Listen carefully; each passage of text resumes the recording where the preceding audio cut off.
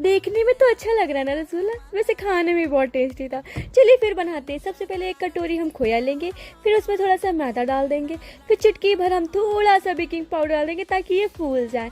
फूलने के बाद इसको हम गूँथ लेंगे। गूँथने के बाद हमने इतना उसको गूँथा, इतना गूँथा, चटक पटक के मार पीट के इसको बराबर कर दिया। फिर हम एक पैन लेंगे, एक पैन में पानी डालेंगे। पानी डालने के बाद थोड़ी सी चीनी डाल देंगे ताकि हमारी चाशनी रेडी हो जाए। फिर हमने लोइयाँ ली, लोइयाँ को बराबर बराबर लेवल पे काट लिया ताकि हमारे सारे रसगुल्ले एक लेवल पे बने रहे। फिर हमने लोई में थोड़ा सा खोया और चिरौंजी डाल करके उसको अंदर सर्व कर दिया।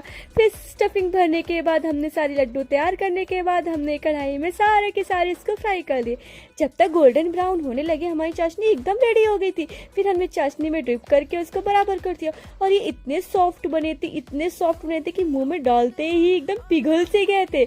हमें तो बहुत खाने में अच्छे लगे थे। आप लोगों को कैसे लग रहे देखने में, प्लीज़ कमेंट करके बताइए। सब्सक्राइब।